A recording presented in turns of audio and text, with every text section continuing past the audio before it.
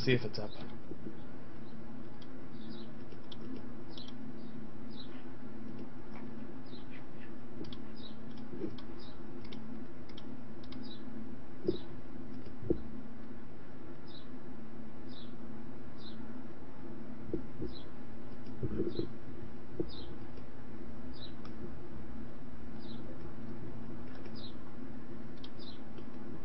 I don't think we're live yet.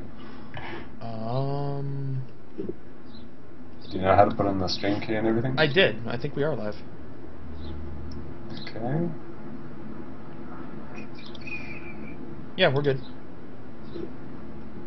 Good. This isn't going to be in the right spot, but I don't know where to put it. Hi. Excellent. Alright.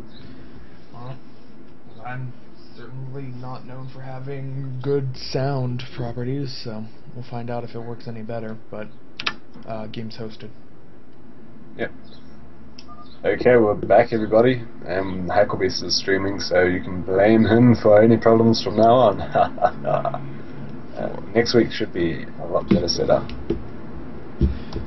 Yeah, one other thing I need to do. I forgot to put a kind of overlay.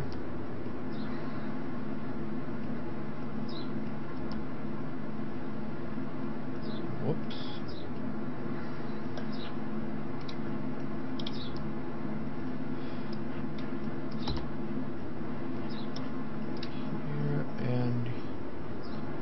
Here, and I need a, second. Alright. I need some kind of white background so I'm actually able to line these things up properly.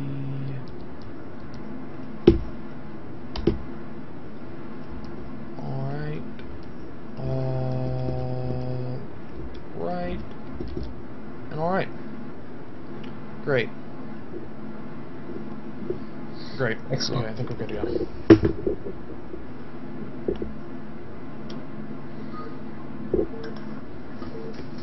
Okay, so it's on Melting Pot, and it's the second game of Radley versus Oxurg.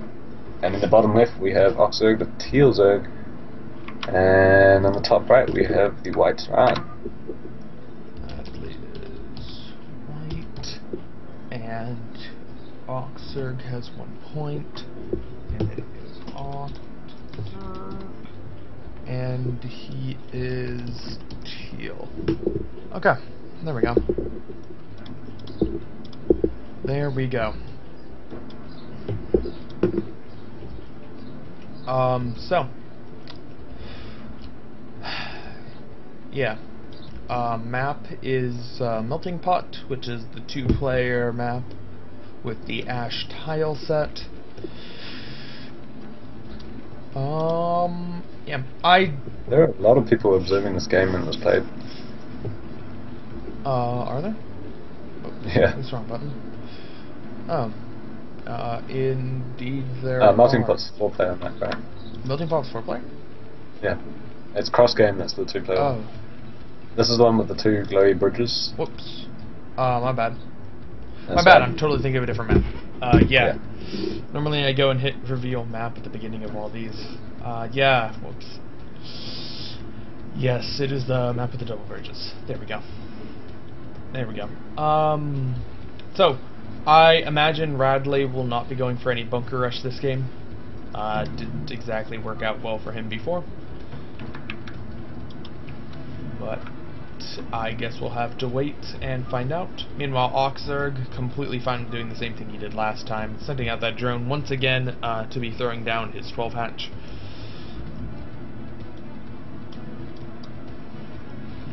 Which is certainly fair enough on a big 4-player map like this. Yeah, it shouldn't be an issue. I mean, last game he got bunker rushed and it wasn't even an issue then. Yeah. So. Alright. And if there was going to be another axe, we'd see it be thrown down pretty much now, or by now at least. But it looks like no.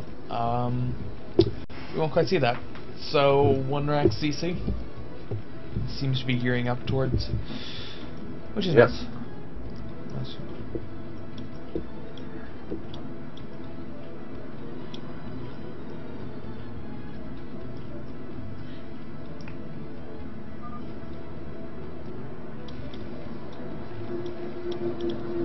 And yeah, so it's just about, should be sending an SCV out there any second now. Yeah, and there it goes. Okay. So yeah. Absolutely We got fine. a third hatch. Yeah, absolutely fine build to be doing, especially on a 4-player map. There's no way that, there's little chance that Oxford would be punishing that. It can be a little bit dangerous when you have so few Marines and you don't have a nice wall to fall behind, but if he really feels in danger, he could throw down a bunker. That will be seeing won this game, as he probably won't be needing it anyway. And as you said, there is a third hatchery. Oxford looking kind of similar to the way he did last game, but I imagine we won't quite see as many lings this time around, unless he really feels that he can break across the double bridge. Yep, and we'll see in just a moment if he's going speed first or there. And he does take his lair first, so delaying speed, probably going for perhaps a 3 hatchery unit.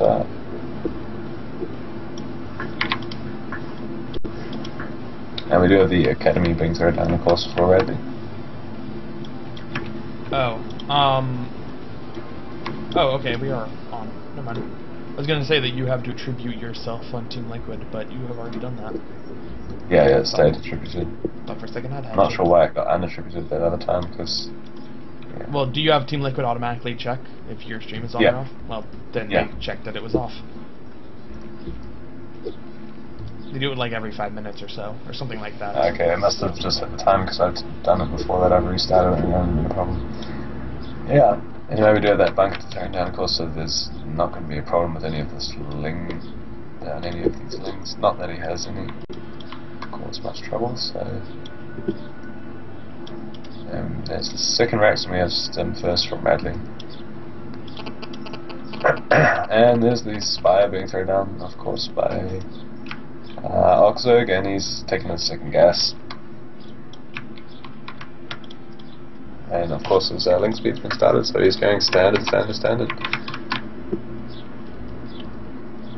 Sorry, that's one more thing. Yep. Indeed. Radley ended up throwing down that bunker, but he won't need it this game. At least not yet. Maybe we'll play a role a little bit later on. Radley's just getting his nice upgrades now. He already has stim, he's getting range, and throwing down another Rax. So yeah, everything's progressing pretty standardly. Yep. Although Oxford does have a slightly ling heavy build here, if I understand correctly. Yep. The +1's on the way from Radley, and the Spire is about 85% complete, so yeah. Definitely what Oxford likes to do. He, even when he doesn't want to immediately attack with the lings, he will have a lot of lings just out on the field, so that if the opportunity arises to be aggressive, he will have the ability to capitalize on it.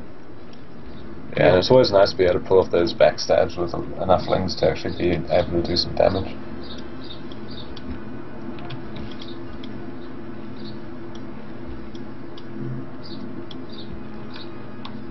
Did you do that ping, or...? No. Yeah. Intriguing. Can you see pings in a replay? To be perfectly honest, I didn't see the ping. I'm seeing these pings every now and then. Maybe I'm holding down... No, I'm not. That's weird. That's really weird, I got these ghost pings.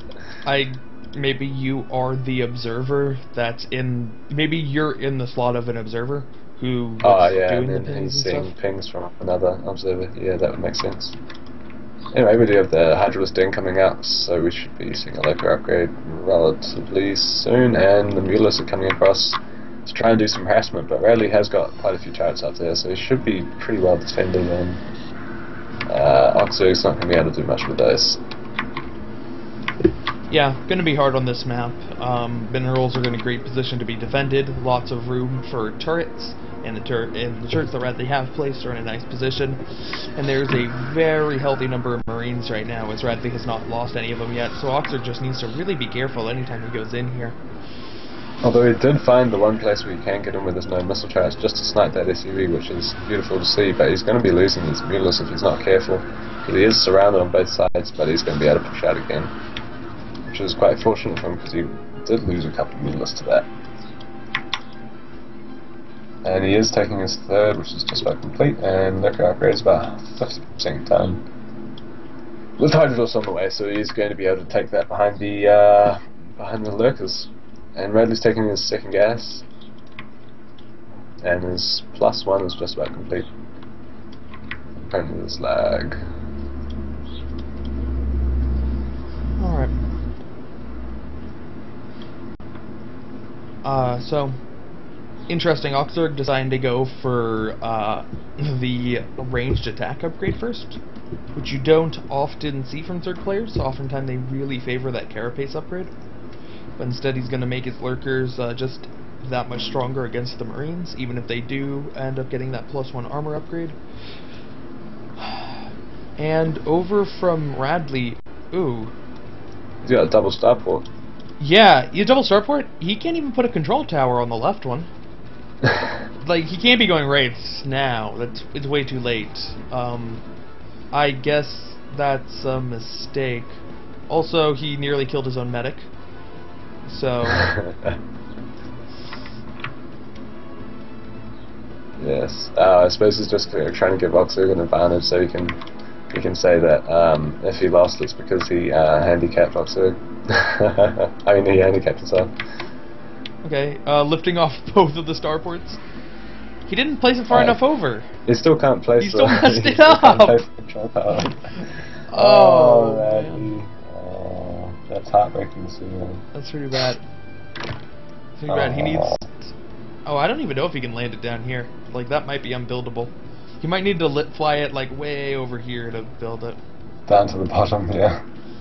He wanted to lift both of them up, so one... And he is lifting it, so he's going to have to move it. Oh, he is. Okay, but that's going to block his tank from coming out there. His tank can't come out of there. Oh, I guess we're about to find out. I'm pretty confident it can't get out. Oh, Radley. That's so sad to see. Apparently Radley agrees with you. He's rebuilding the starport somewhere else. Yeah, he says he could have. Yeah, if he see the one that he left sitting there, if he had moved the control tower one hex to the right, he would have actually been able to place both.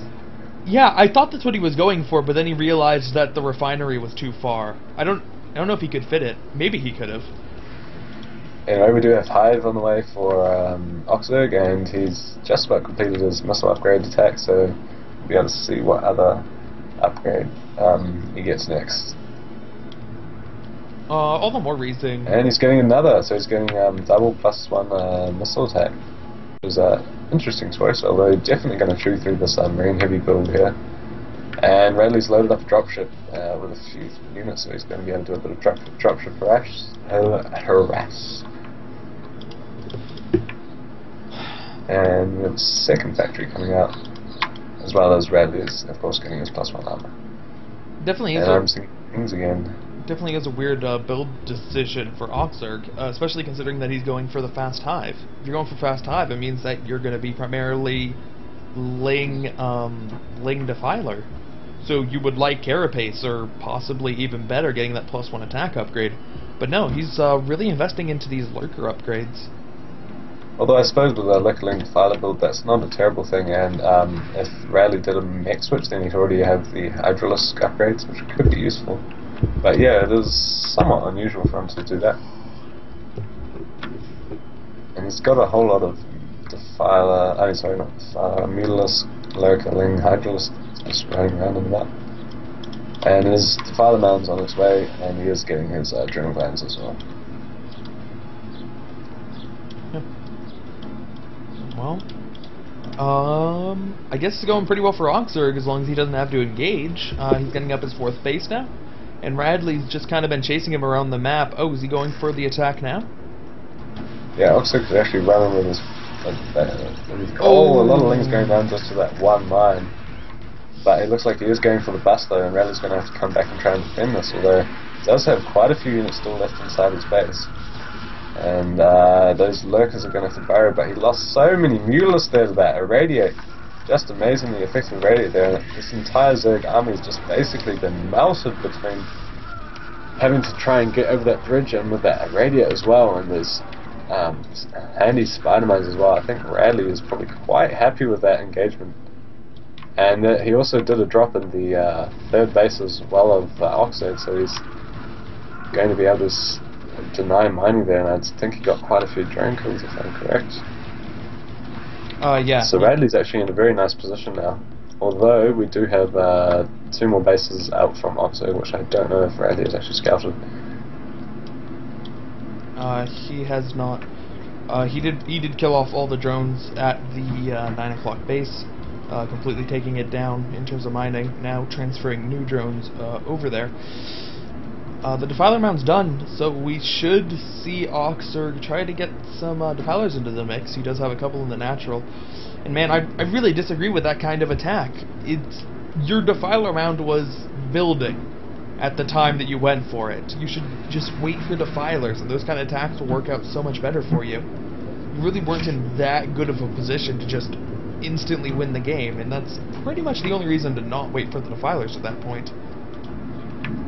Yeah, and I mean with those 2 bridges, they're actually quite narrow to actually get your units across them, and as well as with that irradiate just taking out his entire flock of Mutalists, which was even worse for him. Ouch.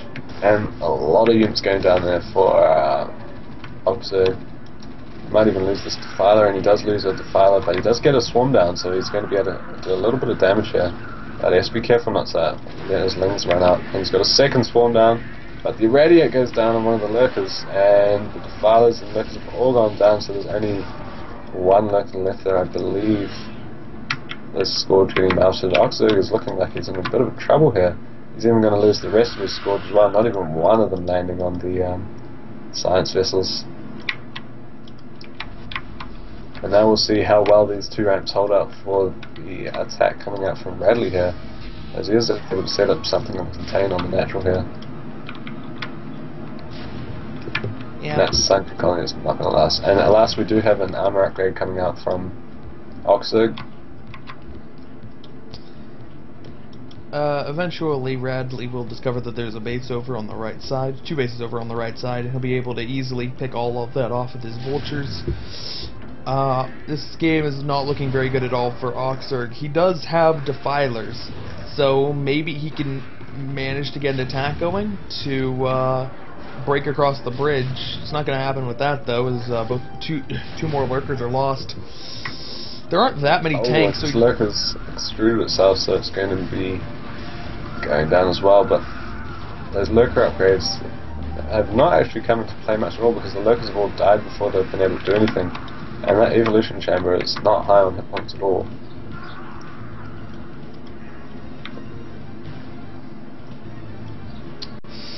Alright. And these science vessels are going to scout that 4th base right about now, and he should be responding with sending... Yeah, they're sending a group of Marines over to deal with it.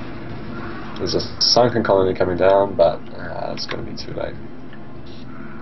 Although there is a Nidus Canal there, which he could send a bunch into, but the Nidus Canal is sniped immediately, and these sunken colonies are not even going to have time to build.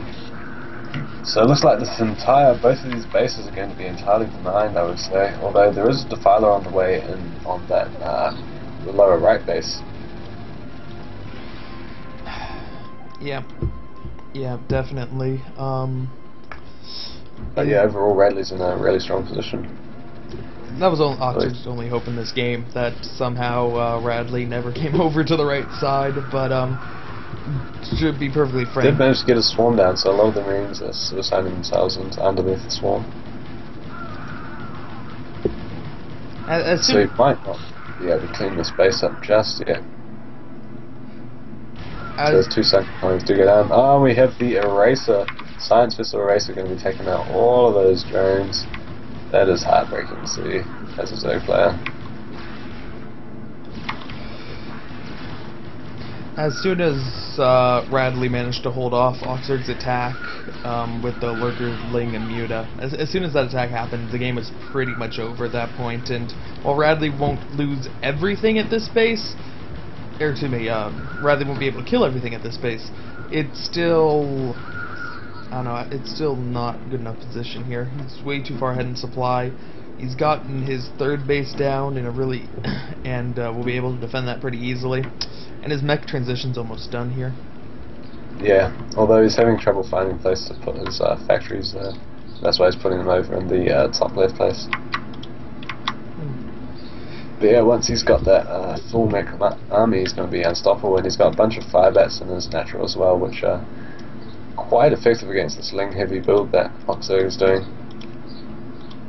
Although we do have some Ultralists out for Oxurg, and his armor is on the way, as well as his standard +2 melee armor.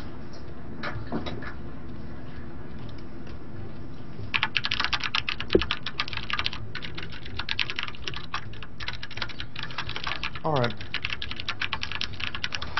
So, Ultralists and Lings coming out. I don't see any Defilers with this army, so it's still just not going to be able to do anything versus the mech.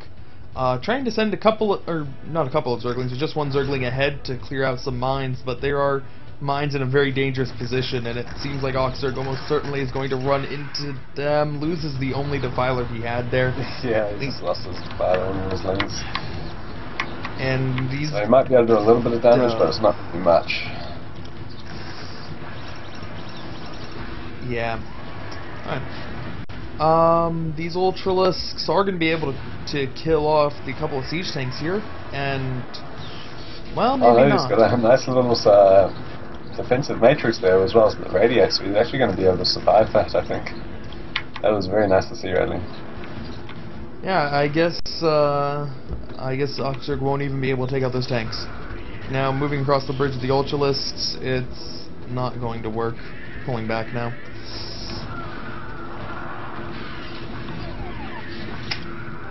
Yeah. And those spider mines and tanks are just destroying the Ultralisk army. And these Lings are going to be totally ineffective against all those fire bats as well. So Oxurg is going to have to pull back, although he does have another two Ultralists and some Zerglings into Radley's third base. So he is able to do a bit of damage there.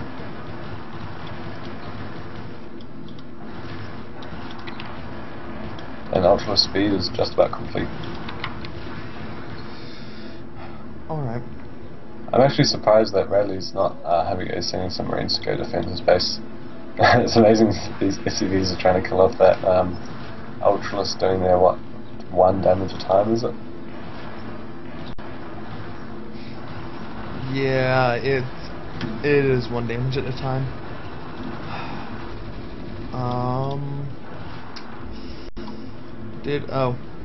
There's a Vulture Raid on bottom right at the same time, so managing to take out some more drones.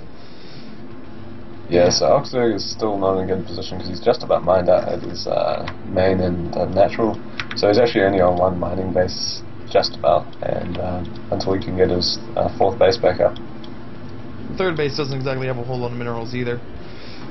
It's not going to be too much longer before that's gone. Yeah, and I mean, Radley's had a bit of trouble getting his mech transition fully complete because he's still on quite a bit of bio. And his army size is not actually that big, all things considered. But he's still economically, he's still in a very strong position. And I mean, he can take that top left base at any time. Even as a command center there, so he can just shift it over and start mining if he decides to.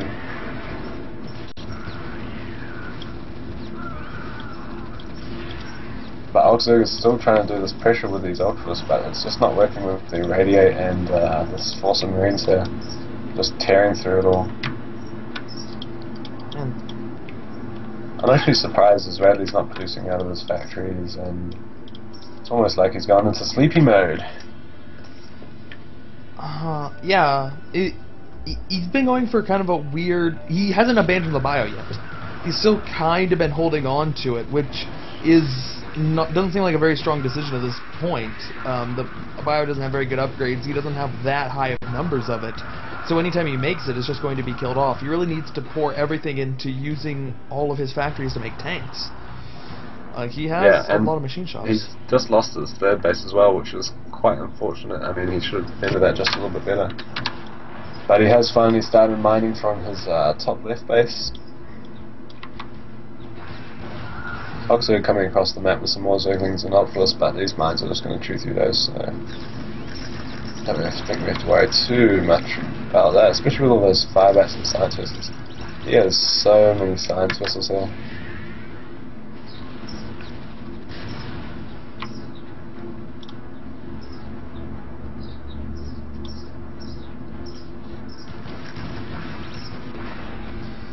Alright. So, as I said, top left base is mining, completely secure. Oxurg, is he putting any effort into trying to get new bases, or is he just committing everything to the aggression here? He did manage to get some more drones at bottom right, after the vultures had came in and killed them all off previously, but not that many. Still not fully saturated. Actually, the third base is oversaturated. He could transfer some drones from there, but he might not want to. Pretty easy for vultures to pick him off, and spending all that time not mining where he really can't afford it at the moment. Yeah, it's not exactly floating 3,000 minerals or anything.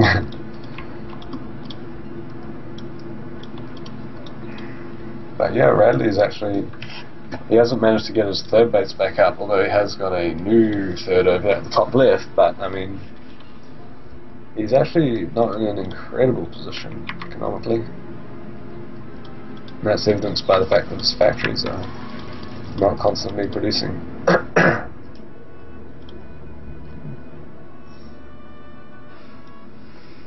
Alright.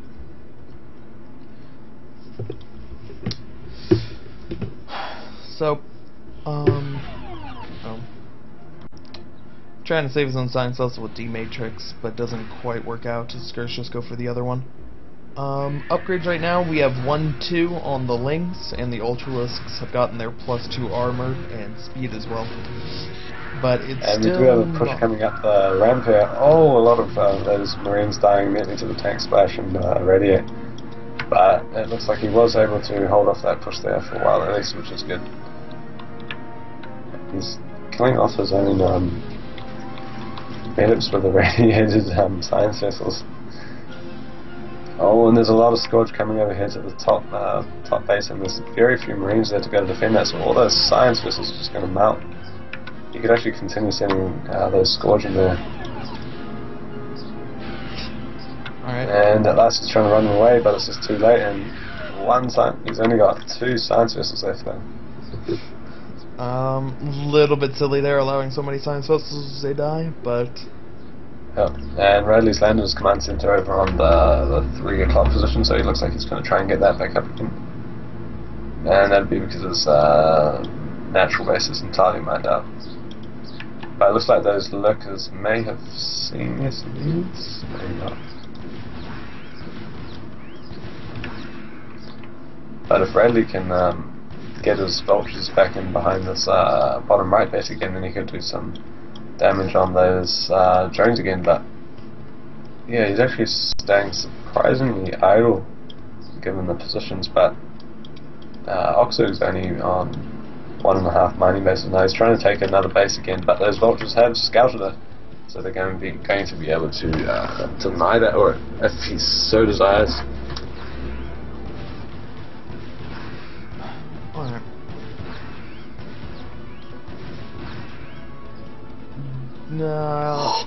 Is gonna go into this base now. There are 2 sunken colonies there, but not in a good position to defend the drones from the back. So this vulture can rack up a lot of kills here. It does have 2 attack upgrades, so it can 2-shot the drones without an issue. And man, we have all these ultras trying to push into the 3 o'clock, but that was ineffective because of those SCVs preparing. And yeah, it looks like Oxurg's in a position where he's unable to do any damage that he wants to, and he can't really hold on to his bases, but at the same time Radley is only just now getting into a strong enough economic position to be able to produce non-stop from his factories.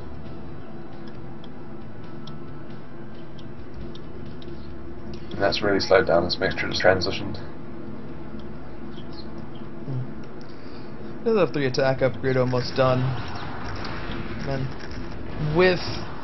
I don't know. It's... Maybe Oxford could have been a little bit more aggressive in terms of getting economy because of how passive Radley's being and sitting back at his base, but at the same time, I almost feel that Radley's being passive only because Oxford is just constantly attacking, and Radley knows that all he needs to do is not die here. Oh, and that one sling is going to be able to take down that tank if it's not careful. That's a little bit silly. Wow, it does finish tank. That's a very, very heroic ling right there. How much is this one ling going to be able to get? Yeah. It's another one. 4 kills, 5 kills. And there's got a bit of voxel harasser in the bottom right base with those mines that last getting in place, which is going to be quite handy for him as he's got these ultralists to try and deal with here. This sling is literally going to kill every unit at this base. It's at 10 kills, 11, 12. Wow. That doesn't get more 13 kills. 14 kills. And even more lings are coming across the map to try and help with the 15 kill ling, but he doesn't need help. He's going to be on 16 kills any second now. 16, 17 kills on one ling. That is incredible. But we do have quite a large mech army moving out here from Radley, and Oxo could actually go back to getting Mutalists, and he would be quite effective against this large ground army, which doesn't have any Goliaths or Science Vessels. Well, it's got a couple of Science Vessels, but not enough to really deal with it. I'm not sure what Radley's doing. He didn't even bother to lift off the command center, and he's down to 1 base. So actually, it would have been fine if you had sent something to kill that one ling, but that one ling decided he was going to kill the entire base. He didn't even need to send anything. He had 3 firebats in the bunker he could have used, or he could have just turned around with 3 SCVs. Yeah. That is so sad. Alright. And it looks like he's going to be building a command center over on the top left base, so they can try and take that natural base there. And his mech army is sieging up the lower right, which is at least going to be able to kill that one science vessel, one hatchery there, and it should be fine in cleaning up the bottom right as well. And Oxburg has not really got the kind of army to be able to deal with this large mech army, so Radley's still in a strong position.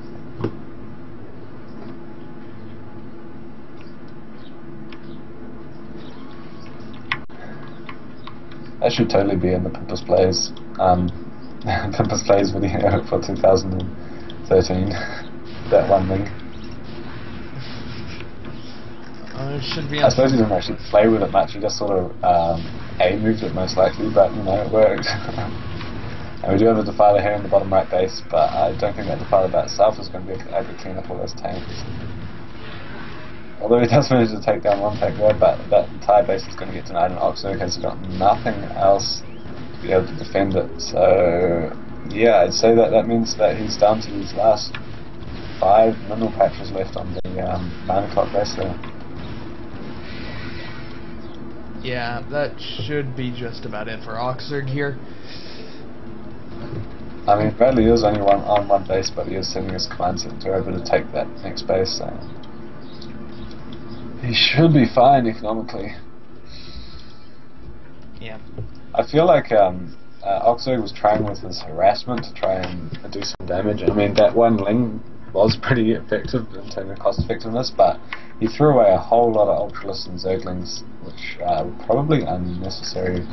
I mean, if he'd saved them and went with them together with a Defiler, he could have taken out, like, say, the top left base or something, instead of sacrificing most of his units in small little raids.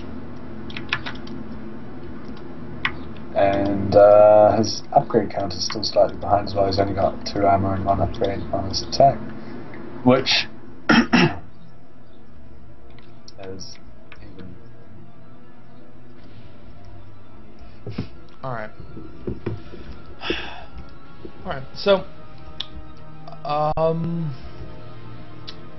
yeah. You see like this harassment at the top left here, he's just lost a few ultras and zerglings, but if he had sent a larger force, he might have actually been able to do quite a bit of damage if he had, say, one defiler there to kill off, to place down on the ramp. But yeah, Oxurg he hasn't even got enough. If he finishes mining that middle patch, he'll have enough for another hatchery, but other than that, he can't afford anything else. Gets off a nice sneaky play against all those tanks though, so I mean, we could see another Ling coming along and take out a whole bunch of tanks there. Alright. This is some real fantasy GG timing, I guess. Yeah, 20 supply compared to 170. Yeah, and it's only 170 because Radley's got bad at macro. And GG from Oxurg at last. Alright. Okay. So I suppose we should get straight into the next game. Let's grab a drink.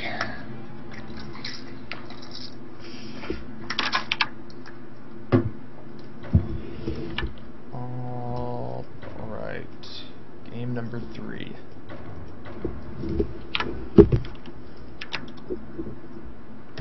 Okay, so the next game is on Resonance 2, which I don't remember if we've actually had it in the group stages of the tournament, although my memory is atrocious. And it's Radley versus Oxurg with, are they tied at 1-1, is it? Yes. Yes. So the winner of this game is going to win the best of 3 and go forward to the round of 8. Now, this map here, I sincerely cannot remember if we've had this map played before, but it is quite an interesting looking map. I don't actually remember this map. Yeah, I don't think we have... I certainly have a caster on it, but I don't even remember seeing it in the list. Yeah, because I don't think it's been... yeah, so it's a 2-player map and with cross positions. And it's got quite a few bases around the map. And it's got a neutral command center there, which you could always infest if you're a Zerg player and you want to be a bit BN. And the thirds for Zerg are actually quite difficult to take because they've got that. They've got 2 ramps, and one of the ramps is extremely wide, coming in from towards their opponent's base. So it's a bit hard to hold it with lurkers. The way that, like in Fighting Spirit, you can just put 2 lurkers on each of the ramps, and you can hold that until tanks come out and science vessels come out. Don't take that as your third base. Take top right as your third base. Yeah, that would be better. Although you still have 2 bridges to defend though, so it's not... It's not ideal. It's not ideal, but... Yeah, but I suppose it would be better than the middle expansion, I suppose you could call it. And then of course you've got these mineral Onis here, which... Yeah, the mineral Onis, not much to say. Actually, there's actually another expansion here which has only got 1 ramp. It's a wide ramp. I suppose you could take that as a third, although it's a little bit further away. Yep. Yes, you could. Okay. Actually, I kind of like this map. Not for Zerg, but for PVTs or TVTs, it seems like a really interesting map. Yeah, it's got this nice wide open space in the middle, but it's got these high cliffs as well, which are quite cool. Yeah, so I think this is the first time we've seen this in this tournament so far, and which is yeah. So we have 2 racks coming out from Radley before his CC, so maybe we'll see another bunker rush. He might be a bit tired from his last game and decide to go for a game-ending thing, or we could see... Let's see, and on the other side, Oxurg opening up with a 12 hatch once again. This map actually looks pretty safe for a 12 hatch here. There's a as far as chokes to the natural go, it's a pretty small choke that you can control with a smaller number of sunkens. you don't have an issue about not being able to reach it with your first Sunkens. The Marines are going to have a little bit of trouble fanning out if the numbers get exceptionally big. So the only issue is that I wonder if you can use the SCV to block this choke here with a supply depot like you can, and I think it's Tail Cross. Certainly not a supply depot. It's too big for that. But possibly a Rax. Yeah. I don't know, I think you can sort of... Really? Maybe not. I'm not sure, because if you look at the terrain, that cliff doodad thing at the top actually ends like half a centimetre below where you can actually see the end. So you might be able to actually place the spade over there just to block the first drones coming across to the natural, if you really wanted to. But it looks like we're going to have a 2-hatch play here from with a Mutilus, I believe. Yeah, that's going to be Mutilus from Oxford, compared to a 2-Rax from Radley. And yeah, okay, so Freakling has told me that a 1-Rax block works, but the supply depot does not presumably work, which was what you thought. And we have a whole bunch of lings, of course, from Oxford, which is no surprise at all. And that SCV scout is going to be denied, it looks like. I'm actually kind of yes, curious. he does manage to take it down. And there's a lot of lings streaming in here, but they're going to find all these Marines here. They're actually going to be able to do a bit of damage here, although Radley is microing them back a little bit. So they do take down a couple of Marines, but I don't know if it was worth wasting all of those lings on that. Especially when you've got these Mutilus that you want to be using soon. Because if you go in with the Mutilus and the Zerglings at the same time, then the Marines will be distracted by the Zerglings and you can use the Mutilus more effectively. Yeah, two options here if you're going to go with a lot of lings. Option one is to do what Oxford's trying to do now. I never changed the colors, I should probably do that. Do what Oxford's trying to do now and just whittle down the Marine count so that when your Mutilus come in, you have a little bit easier of a chance. He is building a Rax. I guess I'll find... No, it isn't tight. Okay, that's what I was thinking. I was wondering if you could build a Rax there, but I wasn't sure if it was going to be tight on the bottom, because Raxes are terrible for walling on the bottom. But it looks like Radley's practiced this map, and he knows he needs a Firebat and a Medic to block it. The Rax does go down anyway, and the Firebat should start getting some shots off. It gets one shot off, but no splash even on it. And this could be a little bit problematic for Radley here. He does have a big army moving across the map over towards the other side. Oh. But he does manage to clean up the lings though, and the Mutilus have come out from Oxford, but it looks like those Marines might be able to take out the sunken colony. Depending on what they focus, he does take down the 2 Mutilus, and he's going to be focusing the drones now, and then heading on towards that sunken colony. And it looks like Radley has been quite clever with that, because he knew that the Ling backstab was going to come, so he threw down that barracks, and he's going to be able to push forward and do some harassment here with these Marines. Even if he doesn't manage to kill everything, he's still going to be able to be very annoying, denying mining time at the natural base there and taking down more of these Mutilus, which gives him time to get his economy out there and putting out more units, of course. Yeah, absolutely. Taking out those Mutilus is a huge thing, especially considering that Oxford's going 2-hatch here. And man, that might almost be game over at that point. Yeah, that was actually quite seriously cool, the way he knew that Ling backstab was going to come and place down the Rax immediately after moving out with his Marines. That's some pretty meta stuff going on right there. Alright. Oxford is going to take another crack at using a Ling attack. The bunker not quite finished, and actually he pulled an ICV off of building that bunker before it's done, which could end up being a mistake here, as Oxford does not seem like he wants to back off. Maybe you want to put that SCV back on? No? That's alright. Guess we're not going to finish that bunker. It's fine. So it looks like Oxford's going to try for some Mutilus again, producing 1 out of his main. Wow. And actually, Oxford is getting +1 attack again. I didn't even click on that spire to notice it. It makes a little bit more sense to be going for +1 off of a 2-hatch build. In most situations, it's better off to just have an extra Mutilus rather than getting the +1 upgrade. You need to have a lot of Mutilus before the +1 is more cost efficient. But in 2 hatch, you don't have the larva to necessarily produce another Mutalisk. So you can use money in that, and it won't be quite as cost efficient as having another Mutalisk, but you can use your larva towards other things.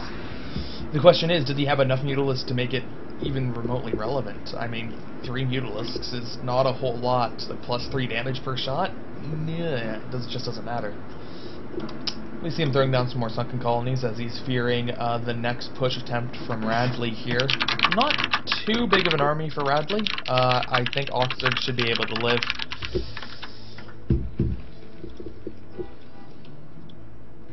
And once again, rebuilding the barracks wall. Yep. And I mean, of course, once you get the barracks there, you can always lift it off if you need to.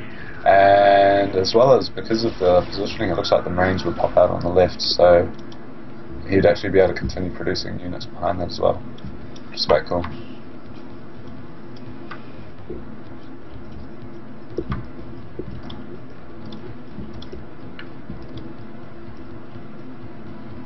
Alright. So, some Mutalisks and Scourge. I guess that was a misclick. Either that, if he was really expecting dropships earlier. Moving in, Scourge got taken out immediately. And the Mutalisks, yeah, there's just not enough Mutalisks to do any damage. Yeah, I mean, he has got +1 on them, but he's still not able to do anything. I mean, there's only 2 or 3 turrets out there. Interesting for Radley to leave this barracks incomplete, because you can lift it off if you want to push out. Although, when a barracks completes, maybe it's not tight anymore. I don't know if it changes its footprint or not. No, it doesn't do that. No, okay, so he could actually just complete that and lift it off if he wants to move out. Yeah. He's trying to get fancy about being able to cancel it. Or, yeah, being able to cancel it. Save a little bit of money, but... Yeah, but he could be using that as a producing barracks, and then he would save 150 minerals of building another barracks. Yeah. Ah, well. Yeah. And we have a whole bunch of Mutalisk and Zerglings coming up from Oxurg, so it looks like he is committed to this 2-hatch Mutalisk play. And he's building another squad. Alright. Maybe he's just doing it for the science vessels. I mean, he did lose quite a lot. First one I'm pretty sure was a misclick, but the second one might be for science vessels. Science vessels are really just going to be devastating to what Oxurg's trying to do here. Yeah, and he's even losing Mutalisks against this small of a Marine medic force. Game's just not going Oxford's way. Less than 40 supply compared to, well, Radley only has 46. He doesn't exactly have a whole lot either. But still, in a better position than Oxurg is. Yeah, I'm surprised that Radley hasn't tried to take his natural base yet. He's still staying on the 1-base play. Alright, if we're not finishing the buildings, we can at least cancel the bunker at this point. Because he's really not going to need that. And yeah. I'm actually in favor of finishing the racks, even if you're not going to use it for production. If you're really scared that your opponent might attack, finishing the racks allows it to live a lot longer. Not only because of the little bit extra health it gains, but when a building finishes, it gains +1 armor. Where otherwise the Lings do a full 5 damage per shot instead of just 4. Scourge coming in. Yeah, and the Scourge do. Oh, they don't quite manage to take out that dropship, although of course it is pretty low in health. So unless it gets repaired, which it is, there's an SCV coming here. Yep. Okay. And Radley is building his command center at last, so he is going to be taking that expansion as soon as possible. His Mutalisks have been surprisingly effective at keeping him contained, and I mean, there's even more Mutalisks coming out here from Oxurg. He's not even trying to take another base, he's just staying on the 2 hatcheries and producing Mutalisks.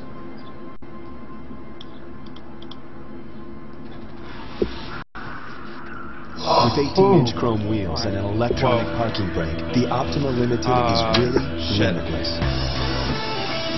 The Optima was already the best, now it's even better. Introducing the Kia Optima Limited. Quite a few Mutalisks going down there. Sorry about that. What happened? You don't know. Something on my computer started playing a commercial. So I have a stream open in one of my tabs, apparently. Actually, I'm pretty sure it's the charity marathon stream, because I had been watching a yeah. lot of that, and I wasn't prepared to cast, so I would have closed that, but didn't think I'd be casting today. Or at least I didn't think I'd be streaming today. I thought I'd be casting today. Yeah, Not bad. apologies for that. Not bad. Alright. So, did Radley already get irradiate? That thing's been up for a long time. I've been watching it and I haven't seen anything come out of it. Huh. It'd be strange for him to forget it though. It would, it'd make continuing here a lot more difficult if he doesn't have anything to counter those Mutalisks. It looks like Oxford's going for a counterattack just as Radley's leaving. That might be very lucky timing, or he might have somehow known. But this looks like it's going to do a bunch of damage here, killing off the turret very quickly. There aren't a whole lot of missile turrets in good locations around the mineral line. So these Mutalisks are not only going to pick off a bunch of SCVs, they're also going to be picking off the command center. There's just so many Mutalisks there as well, and it There's doesn't a radiate. radiate because that radiate goes off. Split. And Split. 1, 2, 3 Mutalisks going down there, which was decent radiate. Yeah, could have been a lot worse if he had clicked on a full health Yeah. Mutalisk. It didn't seem like Like Oxford. in that second game, he lost an attack control with Mutalisk to 1 radiate. Alright. And Radley's trying to siege up that base, but there's just so many Mutalisks here that they're able to A move and just take down all of those Marines. Well, I don't So know. he is losing. I don't know. He is losing a lot of Mutalisks there for it. I don't know if it was worth it to just A move like that. I don't know. Can he? No, not quite. Almost enough. Well, there's still one. Nah. Almost enough Marines. Almost enough Marines to pick up all those Mutalisks. The Mutalisks were pretty much all injured because of that irradiate, which really helped out Radley there. And there goes everything Oxford had. He needed to do it to live, but certainly would have hoped that he'd have a couple more Mutalisks than that remaining. Yeah, although he is still building Mutalisks, so he's definitely staying committed to this. I'm surprised that he hasn't tried to take a base. I'm not sure if he can. I'm just the virtue of that base being so far away from the Terran, and the Terran spending so long crossing the map, is what's really keeping Oxford alive. If he builds a base that's closer to the Terran, it's just going to be too easy for the Terran to run in and pick it off. But we'll see. Mutalisks going in for another round, along with a couple Scourges that are lagging a little bit behind that. Try to snipe a try to snipe a science vessel, and the Mutalisks are immediately going to shut down the command center that's building. It gets cancelled. The Scourge were there to try and snipe the missile turret, but that didn't work there. Good split on the irradiated Mutalisk this time. Did not take him very long, but Radley's right back in position to put pressure on Oxurg's main, and Oxurg is going to have to abandon the attack once again. He did stop the command center, so Radley will stay on one base of mining for quite a bit longer, but Oxurg still has to worry about not dying right now. Going in with the Marines feels that enough of the Sunkets have died, and will there be enough Mutalisks to defeat that many Marines is the real question here. Double irradiate going down. And a lot of irradiates on the Too much. Mutalisks. Too much damage there. The Mutalisks do fly over the Marines with the irradiate. That does some damage to them, but too strong. Too strong. And right these now. Marines look like they're going to be able to take down at least the natural base, if not both bases. With Oxurg still trying to produce Mutalisks out of his bases. Although he does have some Zerglings popping out there, they're not going to last long. Picking off Overlords, kind of unnecessary because Oxurg's only on 20 supply. But you know, one more and he's supply blocked.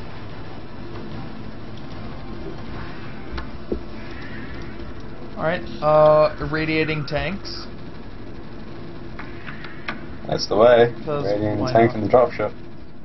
But there is a New level eraser tank colony strats. there, so that's. Yep, so those erasers are going to just destroy those, although there are some Mutalisks here, that doesn't matter because so many of those drones are just going down. And Oxurg's got the fantasy GG timing again. It looks like he's back down onto. Let me see how many drones has he got. He's got no drones. Oh, he's got one drone there. He has 10 supply right now, and 10 supply, 1 drone. Yeah, these Marines, they'll probably not be enough because there's 3 Sunkens here, but the game is just about over now. It does have a lot of medics there, and he's able to snipe that one there first. Maybe. Maybe. He's going to shoot the peripheral buildings first, at least. Yeah, and Oxo is just standing there mining his gas. He's not even going to bother with anything else. He's coming in with a Mutalisk, but there's nothing to kill there. And these science vessels are going to be able to irradiate every single one. 2 dead. 2 dead. And yeah, the 2 are running off with 17 health, and he does there we get go. ripped off. Okay, so GG from Oxo at last. His last drone has been taken down, and he has 0 supply, I believe. Indeed. Alright. That's kind of weird. He didn't end. Oh well. Yeah, that was weird. Had that for me as well. Alright. So... Okay, so the next game is Do Cryok versus Muka, TVP.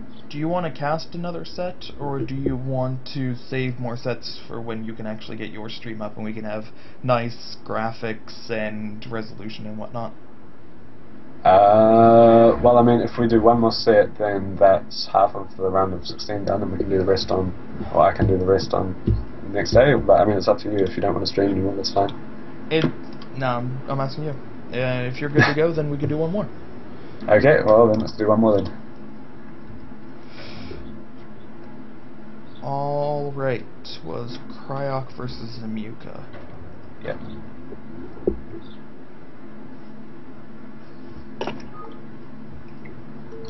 Shit, I messed up.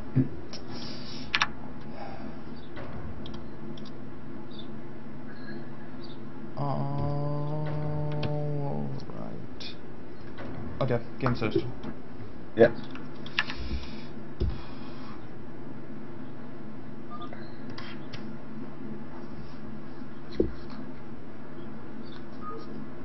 Okay, so we're on Gemlong, and it's Cryok versus... Well, it's right, no, it'll be Cryok. Cryok versus Muka, TVP, and in the top left we have the yellow Terran, who is Cryok, and in the bottom left we have Muka, the purple Protoss. And the map is Gemlong, the map that everybody likes, and I'm still of the opinion that everyone likes it because it looks like Fighting Spirit. And just getting the colors right. Yeah, that's fine. Alright. It does look like Fighting Spirit. That's right. The third isn't quite as accessible as it is on Fighting Spirit, and obviously the center is more interesting with the mineral onlys and the high grounds, but definitely does have the that quick 1-2-3 base that Fighting Spirit has. And the grass tile set doesn't hurt. I don't know. What, yeah, do you know what tile set this is actually called? It's not called grass. It's called Jungle. Jungle? Yep. I guess they expected us to make more maps with trees, because it really does not look like a jungle. Yeah, I suppose it's sort of a StarCrafty jungle. Because they actually have this sprite limit, which means you can only place so many trees down in StarCraft, so that would probably be part of it as technology limitations. At the time, at least. Well, they tried to make a map with a bunch of trees, and they had to immediately replace it because the vultures bugged out. Yep.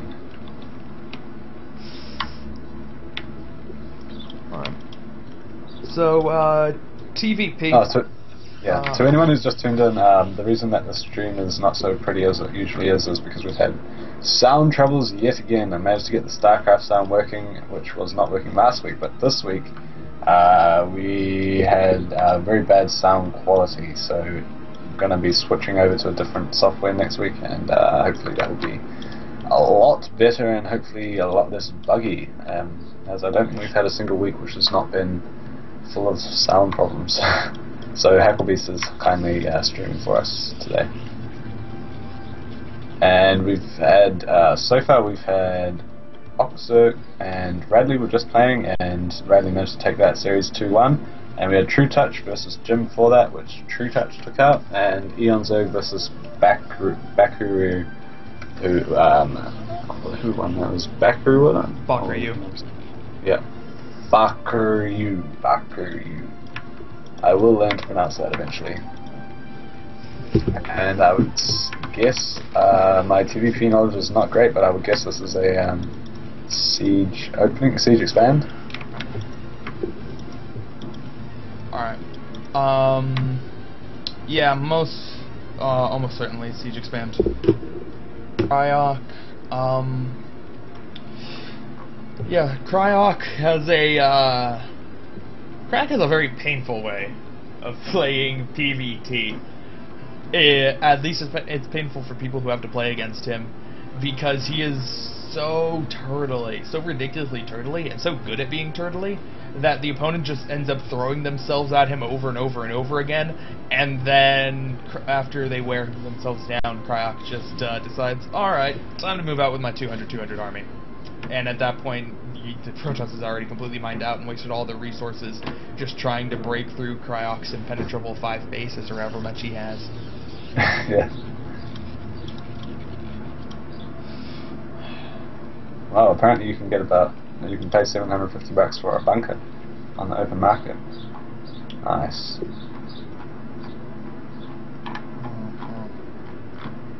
So does that mean that a mineral is worth $7.50? No. Yeah, I guess that would. Wait, are bunks 100 or 125? I can't remember. I think it's bunker. 100. Sorry, I don't even play Tehran, so I don't even know. That's just shameful. 2 pros we are here, not even knowing how much a bunker costs. Shit.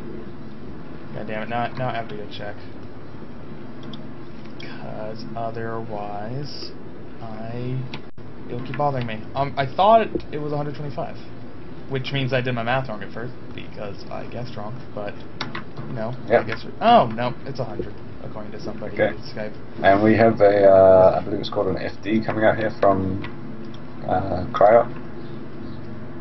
And Muka's got 3 Dragoons here, so he should be able to defend it decently, as well as he's taken his Robo, and he's got 2 more goons on the way.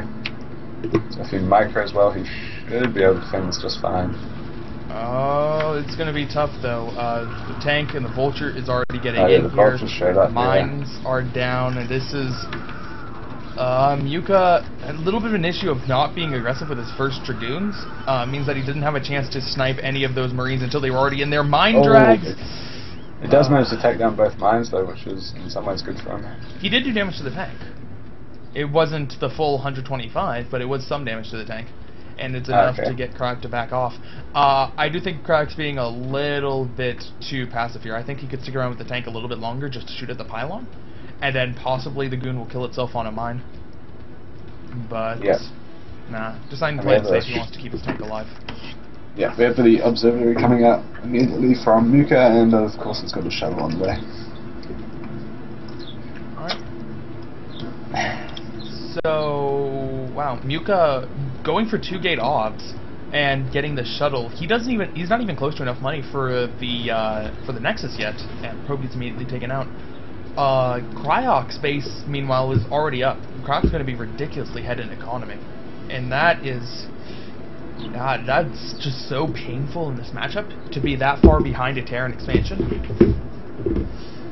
I guess it really doesn't matter what, I'm going to say it doesn't matter what matchup it is, for Zerg, Protoss, or Terran. If you let a Terran opponent get an expansion that much quicker than you, you're going to have a rough game. Yeah. Although he is loading up Zealots into his shuttle here, so he's going to send 4 Zealots, I would guess, to try and do some damage. Nah, that's got to be for bombs. That's got to be for to give him the option of bombs here, if his push is going seemingly well.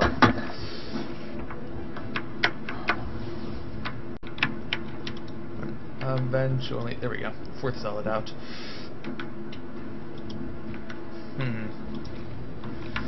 Okay. There is a engineering bay actually in a good position in case Muka had decided to go Reavers. And we do have the base at last coming out from Muka. Yeah. And he's going to be pushing out of it. That Nexus at 53 supply, 7 minutes. Yep. Certainly. Oh, you know, Protoss can get away with anything in PvT. Yeah, certainly no 12 nex. Cryok, he set up a nice wall. Like, that wall is lane tight, I think. Might not be lane tight on the bottom, but it's certainly going to be goon tight, and in all likelihood zealot tight as well. Yuka's feeling this out a little. Why did he do that? He had the observer there and everything. Yeah. Oh. Pretty bad mistake. The shuttle goes down with 2 zealots still in it. Yeah, Muka just 2 mistakes right there. Way too aggressive. He was trying to do his zealot drops there with his zealots, but I don't think he even managed to take down 1 tank with splash damage. No, there was. So Muka's in a really poor position now, of having thrown away all his army and having a really late base as well. It's enough that Cryok was able to get 5 Raxes out of his 2 base. 5 factories. 5 factories. Yep, and so it begins. Cryok should be getting an armory pretty soon here. I guess he's going to go for Academy first, just to be a little bit extra safe here, get some scan. Not a bad decision. He has defensive turrets up in good locations, but already established that Yuka's not afraid to drop, so if there was a DT drop on the way, he would be wanting to get that Academy now. And even if... And we do have Citadel of a Doom coming up, so maybe he was going to go for DTs. No, that's just going to be for speed. Is Croc actually going to move out? I am a little bit surprised by that. Not because it's not a really good move to do, as he's 30 supply ahead of a Protoss opponent, but that's not Croc's style to go for attacks at this point in the game. Yeah, maybe he realizes what position he's in there and decided that he ended now. Has to. Alright. So, very strong tank force here. The only thing that could really stop this is if Yuka's able to get a good ambush on it. And Cryok is getting awfully close to these Dragoons on the high ground, but no, he knows that they're there. He obviously should know that they're there. Sieging up with siege tanks. And it's not the best place to engage for Cryok, but it's still going to be an overwhelming victory. He has more siege tanks than Yuka does goons. Hardly loses anything. Does take, a lot of the siege tanks do take damage, but that hardly matters. Hardly matters. Especially if there's 2 SCPs with it to repair them up. Yeah. How much longer till speed? Hasn't and GG from Yuka, so...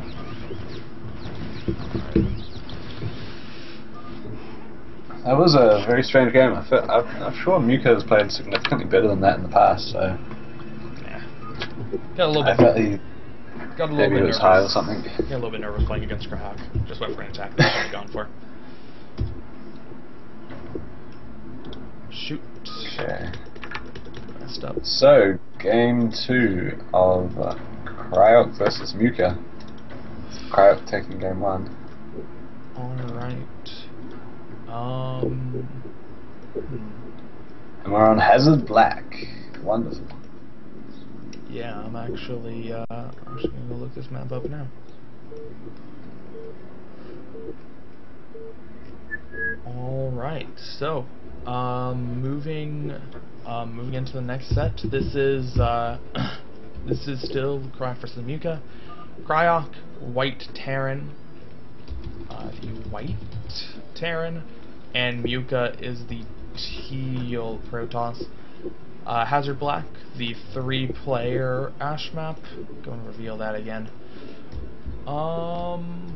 Oops, other side. There we go. So, is it natural? There's really not really a definite choke on this map. Like, not a really clear one. It's like you could call anything between here and here the choke. Yeah. And it's all very far away from the command center, with a little back door. This is not a straight backdoor expansion, as there is a path into it. And then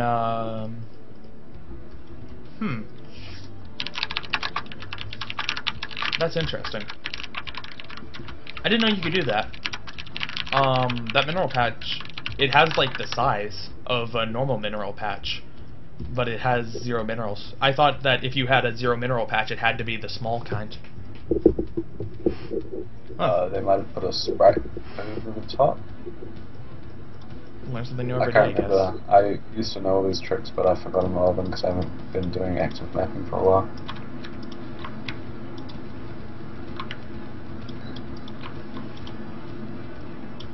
Alright.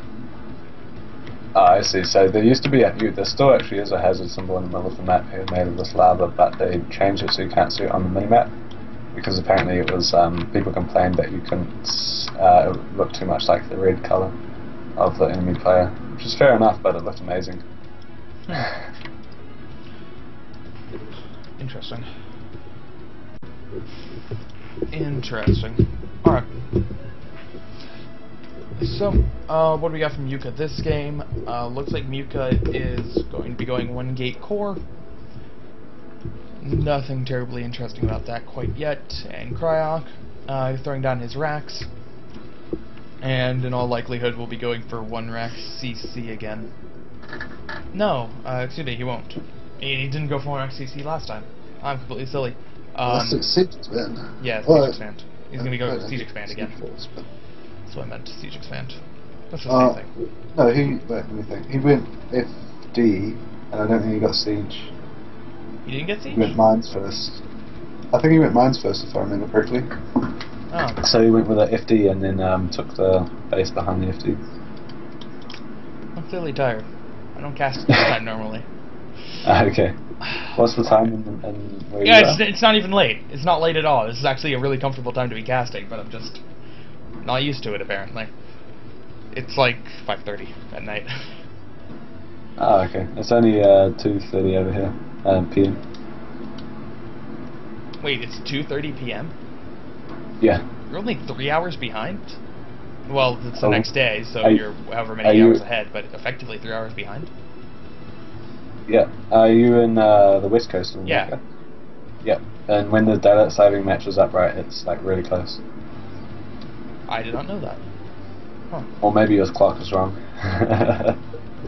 It's like 5 hours when daylight saving is. Oh, it's 5 yeah. hours sometime. You have that funny daylight savings time thing. Yeah, it's slightly different from the one in America. Yeah. Yeah. America. And both of those are slightly different than British. Yeah. Oh, daylight savings time. Yeah. And as well as time zones, it just makes things fun.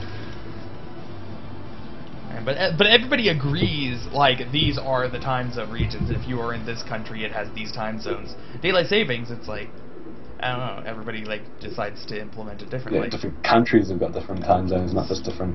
Different countries have got different daylight savings, not just different time zones with different daylight savings. Some countries So don't even do daylight savings. It's Yeah. shenanigans. Anyway, Cryok has some Marines. He needs to be careful, though. They're getting very aggressive chasing that probe, but he doesn't want to be losing any here, as they won't be able to do very much damage to the Dragoons at all. Not going to be an issue, though. He gets them back to the bunker. And he does have some SCVs there to repair the bunker, of course. And Muka's still on his one base. Taking his Templar Archive, so he's going to be going for DTs, I would presume. Alright. Yeah, he's already up to 33 supply and no base yet.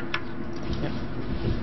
So, And that siege tank is able, of course, to push those Dragoons back. He didn't actually need to have as much damage done to that Dragoon if he had pulled it back a bit earlier, but yeah. And if you're fast lead actions, you should only be taking one shot on the Dragoons and then pulling stuff back, but whatever, not a huge issue. And Cryok's are at the eBay. Doing everything very safe is going to make the DT rush a lot harder to execute. yeah, although he does have the 2 DTs on the way. There's a chance that Cryok doesn't immediately build the turret, and then the timing will be close, but Crack's got a Actually, good... though, looking at this wall here, the DTs might have to hit at least one SCV before they get in, so he's certainly not going to be unaware of the DTs. If you're not starting your turret until the DT's already there, it's too late, because the DT can just stop the turret from being constructed. Oh, that's true. Especially when there's two of them. So... I played a TVP once, that was unpleasant. As the Terran or the Protoss? As the Terran, and he did, I think he did proxy DTs or something like that, and I just like, I didn't know what to do. You had to do active files. I didn't even have an engineering bay at the time. It was so sad.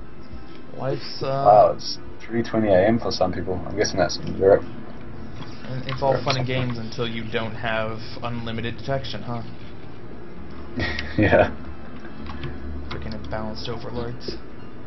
Yeah, well then Protoss has got those Corsairs though. Make the overlords not so effective. And he does have the turret cost, so those DTs are not going to work. Nah. Ouchie.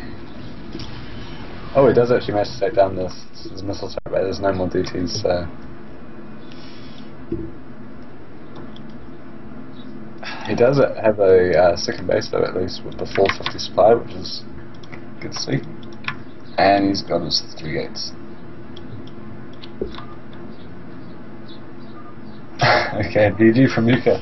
So, Cryok takes game 2. Indeed. So that concludes the 4th set of the day, and I believe we're probably going to stop casting now, and what's the cast more? I think we're going to cast some more on Thursday most likely, and hopefully by then I will have Windows 7 and a different broadcasting software. Is Thursday tomorrow or the day after?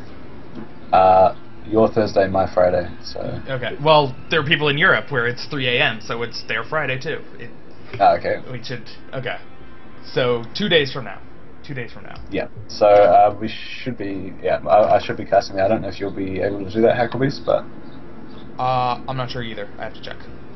Okay, but I'll at least be there, and possibly someone else will be casting with me. And like I said, we should be able to have the sound sorted out, and everything will be beautiful. But thank you everyone for watching, and I'll see you guys next time.